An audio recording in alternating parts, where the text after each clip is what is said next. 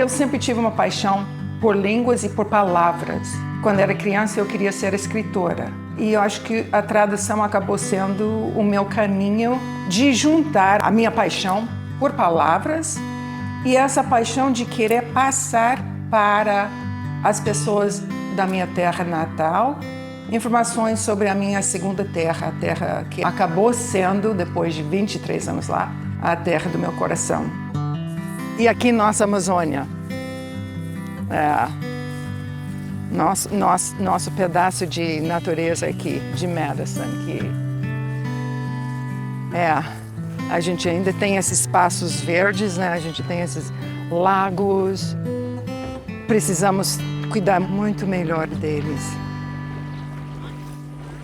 Só falar da Amazônia não basta. A gente precisa falar com paixão e a gente precisa ouvir das pessoas que estão vivenciando, que estão sentindo essas coisas na pele.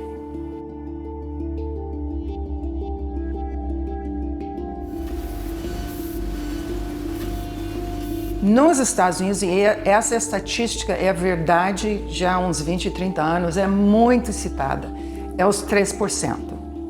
Que 3% dos livros publicados nos Estados Unidos são traduções. O resto não é. Ou seja, 97% do que se publica nos Estados Unidos foi escrito em inglês. Nesses 97%, nós temos muita coisa escrita sobre o Brasil. Você pode ler New York Times, você pode ler The Guardian. Você tem muitas fontes onde você pode buscar informações sobre o Brasil, como sobre outros assuntos.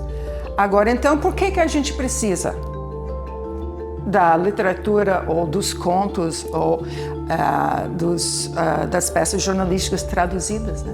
Porque te dá acesso não só às informações, mas às informações que vêm do lugar. Não tem uma fonte mais rica do que a pessoa que vive ali, que está mergulhada dentro da cultura, né? Eu acho que quando a gente abre livro, a gente sempre está querendo fazer uma viagem.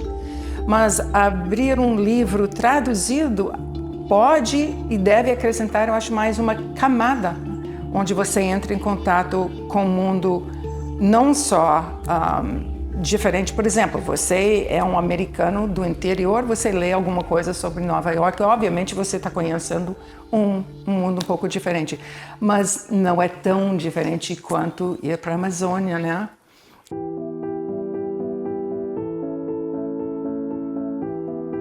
Tem maneiras diferentes de abordar uma tradução. A gente fala em domesticação e estrangeirização de uma tradução. É uma simplificação falar nesses termos, mas a domesticação seria, por exemplo, quando você pega a tradução, alguma coisa sobre o Brasil, e você faz num inglês tão americano que o leitor não necessariamente estranha nada e nem reconhece. É o tal tradução muito fluente. Aí você tem a estrangeirização, onde você é mais fiel à língua original,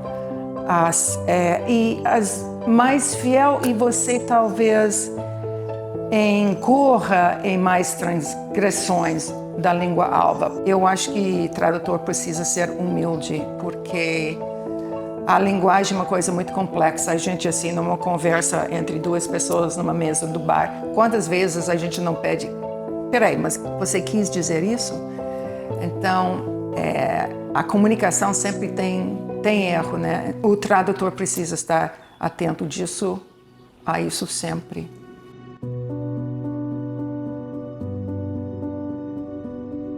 Bom, trabalhar com a Eliane é maravilhoso, né? A gente se dá muito bem. Como ela também falou ali, né? A gente nunca se conheceu, mas sempre se amou, né?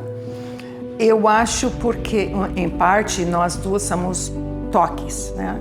Cada uma do seu jeito, mas ela é muito exigente na escrita. Assim, ela não gosta que você mexa numa vírgula do que ela escreveu. E isso é uma coisa que eu aprendi logo, cedo com ela, mas eu também, como ela tem essa tendência dela de transgredir, de não gostar do lugar comum, eu também não. Eu acho que quando uma pessoa fala, às vezes é um jeito mais poético, às vezes é uma maneira mais criativa, não se deve passar um ferro. Graywolf, foi maravilhoso trabalhar com a editora Graywolf, que publicou os 2 livros dela. Mas eu tive umas experiências de publicar histórias dela em jornais de maior porte, onde realmente eles não aguentam a criatividade. Eles querem lugar comum, eles querem aquele linguajar jornalístico que qualquer um poderia ter escrito, e realmente aí é dente. Aí eu brigo sim. Né? O livro, quando ela me entregou, era Banzero, não era Banzero Ocotó. Mas para mim, desde o início, o livro tinha que ser Banzero, o título. Agora, vá convencer uma editora americana a aceitar um título desses, né? E aí lá pelas tantas, porque eu comecei a traduzir esse livro antes da Eliane terminar de escrever. Então foi um processo um pouco maluco nesse sentido. E lá, quando ela estava chegando perto do final, ela acrescentou Ocotó, que eu não sei se eu devo explicar ou não, porque realmente tem que ler o livro, lógico, para entender por que ela acrescentou Ocotó. E aí eu conversando com a Eliane, porque quando chega perto do final do livro, eu tendo a começar a entrar em conversa com o autor, qual vai ser o título, né? E nós duas estávamos, não, tem que ser. E a gente conseguiu convencer Graywolf a aceitar. Desde o início, o leitor sabe está entrando no território estranho, que é um livro que está levando para Amazon Center of the World, mas não é um cruzeiro. Não é aquele livro, não é aquele navio de luxo que vai ser confortável, fácil. Não, você vai ter que trabalhar para entender bem essa viagem. Foi uma viagem de altas e baixas e brigas e alguns capítulos assim de arrancar o cabelo. Capítulos inteiros nem tanto, mas assim alguns capítulos que apresentaram mais desafios linguísticos.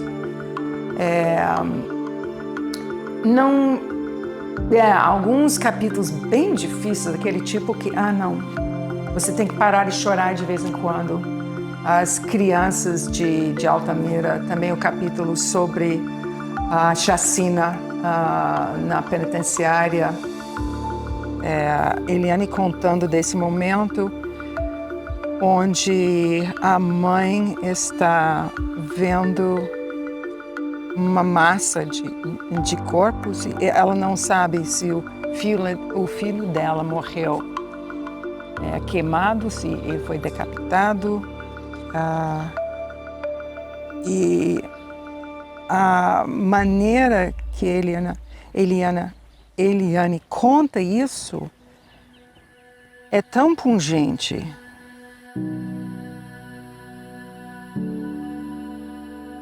Quando Eliane optou para gênero neutro, ela não fez com todas as palavras do livro, ela não fez com todos os substantivos, porque eu não sei nem se ela tentou fazer isso e a editora discordou, não sei, porque acabaria sendo uma distração. Então eu acho que vale é que ela chamou a atenção, ela disse, nós precisamos começar a pensar nisso, nós precisamos começar a encontrar esse caminho. A opção da Eliane, né, que ela optou para, em certos momentos, usar o gênero neutro, nesse caso com né, queridos virou querides.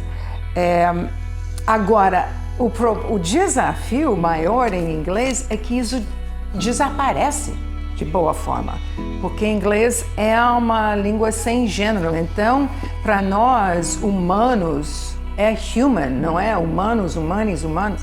O que eu consegui fazer foi o uso de a terceira pessoa do plural para o they, né? Que hoje em dia está se usando já como gênero neutro. Por exemplo, tem a pessoa Erasmo, né? Que E no início do capítulo sobre ele, a gente sabe, pelo nome, que ele provavelmente seja com a identidade masculina, o ele, né? Mas aí ele se declara, eu acho que o termo é um ser sem gênero, aí eu passo a usar o they, e inclusive com isso, em vez de themselves, themself, no singular, que foi uma briguinha com quem fez copidescagem, porque queria mudar para o plural. Themself é uma palavra de uso meio raro, não muito comum em inglês, mas é uma maneira de incorporar esse uso de gênero neutro. Porque isso na tradução a gente faz isso às vezes. Por exemplo, tem um trocadilho ali, a gente não consegue captar, a gente perdeu, mas a gente joga em outro lugar para manter a ideia, o espírito da coisa. Então, uma outra coisa que eu consegui fazer, que não é gênero neutro, mas em português, quando você fala assim, o gato que mora ali, o gato que comeu o rato, e o homem que sentou para jantar, é o que. Em inglês a gente tem who e that, a gente distingue entre o sujeito humano e o sujeito mais do que humano. Então eu resolvi nesse livro que o sujeito mais que humano ia também merecer o mesmo tratamento de pronome. Então, onde normalmente seria that, para bicho virou who, como se fosse uma pessoa.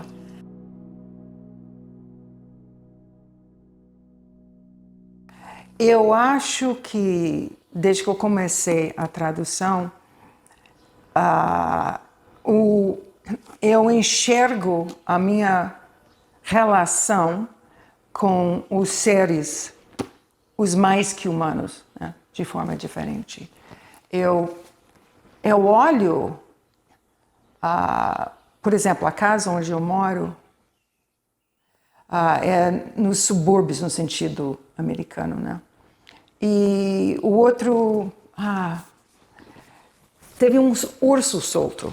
De repente apareceu um urso umas 3 semanas atrás. E aí foi, todo mundo na vizinhança, na área, queria ir atrás do urso, saber do urso. E a minha primeira reação era, eu acho que igual todo mundo, tem um urso aqui.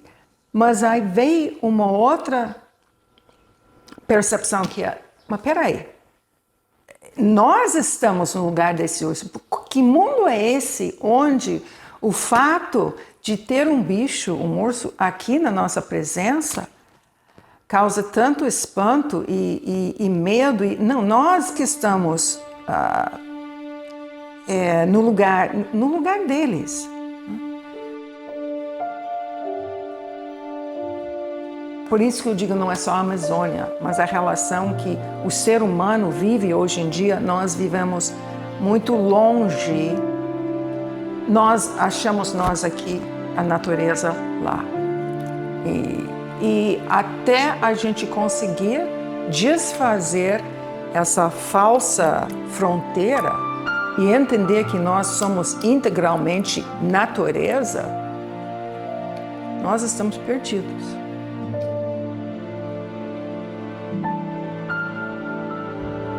Eu acho que isso é uma coisa fundamental da tradução, a gente trazer alguma coisa da outra cultura e fazer com que isso mexa na gente, né? Na alma da gente, fazer a gente parar para pensar nossa vida, nossa maneira de enxergar o mundo. E no caso da Amazônia, né, deste livro e o trabalho Suma Uma e as outras coisas que estão sendo escritas sobre a Amazônia, é fundamental, é o centro do mundo. Se a gente não conseguir salvar a Amazônia, e aí a Amazônia sendo a Amazônia e também sendo os outros centros do mundo, que são os lugares que precisamos salvar, a gente precisa enxergar como nós somos nada. Nós não somos nada. E o clima está nos mostrando isso. Nós somos um pedacinho deste mundo e a gente precisa ter humildade de reconhecer isso e dar espaço para o mundo natureza. O mundo natureza somos nós. Então isso é a minha esperança, que as pessoas se acordam um pouco para a Amazônia, mas também se acordam para o fato de que nós somos natureza e nós precisamos agir dessa forma, nos pondo num lugarzinho um pouco menor do que a gente costuma se pôr.